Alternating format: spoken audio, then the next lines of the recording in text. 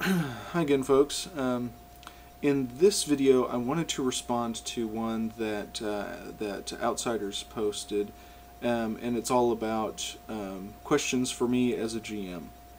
And it was a really cool topic. It sounds like a lot of fun to go through. This is going to be very impromptu. I haven't prepared any of this. In fact, I watched the video, but I'm just going through and rereading the questions again. So this is going to be just kind of off-the-cuff stuff, but let's see where it goes. So the first question was, how did I get into role-playing?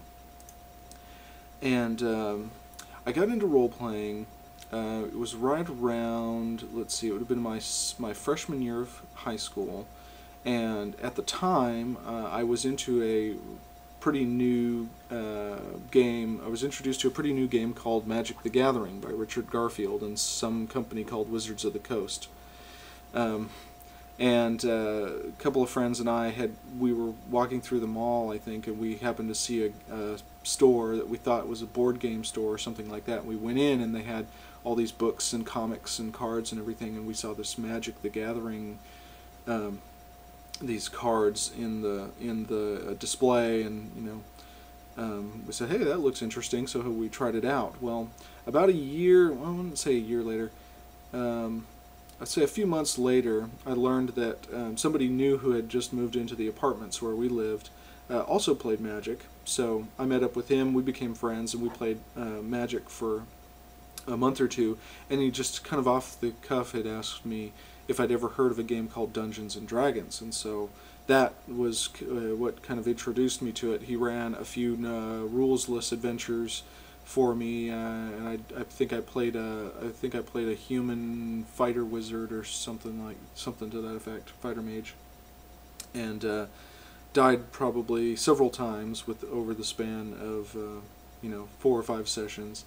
But it was all in good fun, and I was hooked instantly. I mean, when I realized what role-playing was, that it's this basically limitless, imaginative world that you can explore and you can try anything, that just got me in, hook, line, and sinker. How long have you been running games? Well, pretty much almost as soon as I had been exposed to role-playing, I started GMing for it. The friend who introduced me ran a few adventures. I would say maybe for 2 or 3 months he ran some adventures for me, and basically when there was a lull in our playing together, I started running my own adventures, having no concept of game rules whatsoever or dice or anything like that. I started running adventures for my brother, and then it kind of snowballed into me running adventures for him and some of his friends, and we just had a lot of fun. I mean, it was just kind of like improv, almost improv theater at first. And then when I slowly started to get the concept of, there are rule books out there that started to come together. So I've been running games now for, let's see, about 15 years, maybe a little over 15 years. So the next question was, what are your favorite systems to DM? Well, this has been true since the very beginning. The very first role-playing game book that I ever purchased was a copy of Star Wars D6 role-playing game, 2nd edition. The instant I learned that there was a Star Wars role-playing game, I had to have it. I set I wouldn't say all, but I set almost all of my D&D enthusiasm to the side in favor of Star Wars. And I've been running that for the longest time.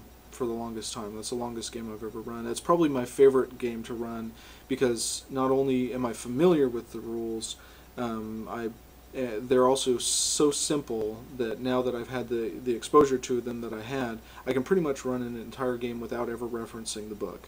The rules are very streamlined, fast, efficient, sensical, very logical in the way that they work, at least from my point of view. And there's a lot of freedom to them.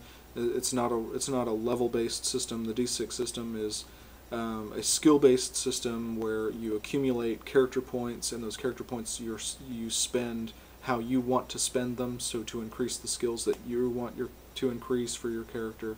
It just makes a lot of sense for me, and I'm very comfortable with it. So absolutely, without a doubt, that's my favorite system to run. How would you describe your DMing style? I don't know. That's kind of a tricky question, but I like to think that I'm firm but fair, and that's kind of my objective. Is that I always want to be fair to my players. I always want to make sure that they understand that I'm trying to make the game fun for them,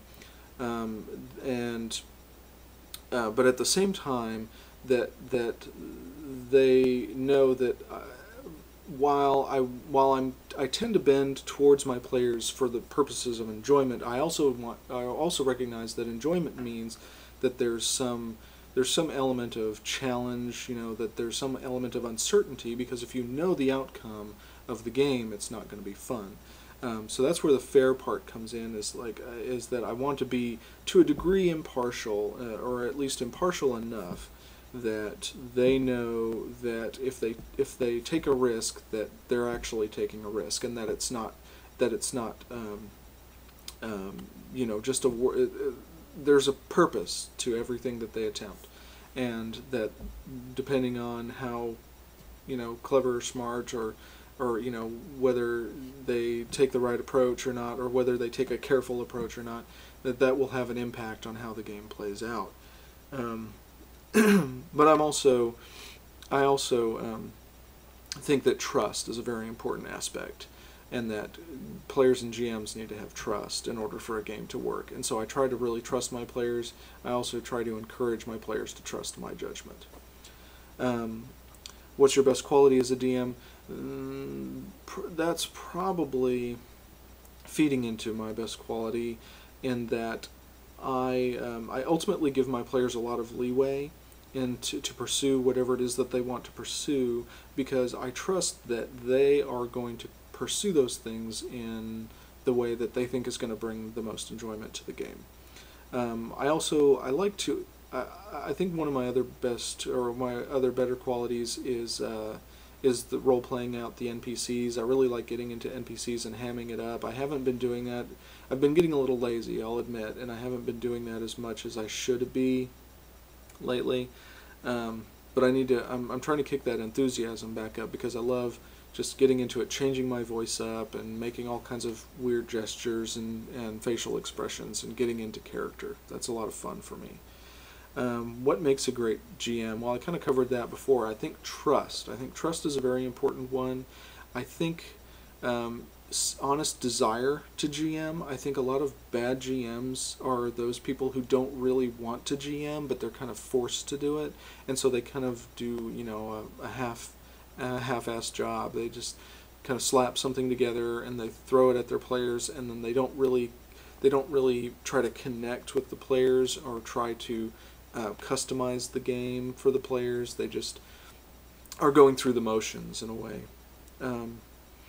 Why do you DM? Well, as Tetsubo I think said in his response to this questionnaire, I think I'm a little bit of a control freak in a way, in that I like playing as well, but I tend to find, as Tetsubo says, when I'm a player, it's hard to remove myself from the mind of game mastering. It's almost like I'll see a scenario that's presented to me by the GM as a player, and I'll say, ooh, well, if I was GM, what would I have done? I would have done this, and I would have led the characters this way, and so it's hard to kind of distance myself, especially since I've had pretty consistent 15 years or so GMing.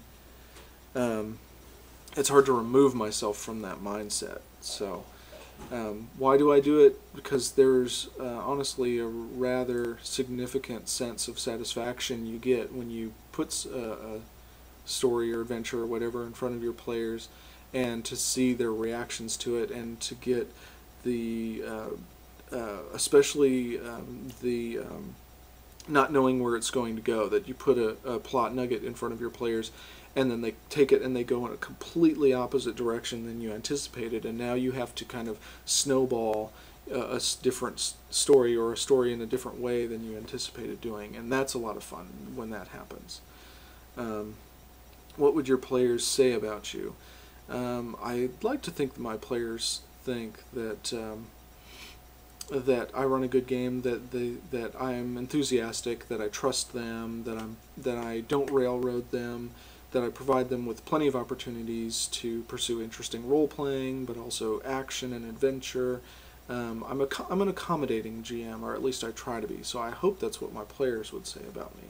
Running out of time here, I'm going to conclude with a second part to answer these last couple of questions.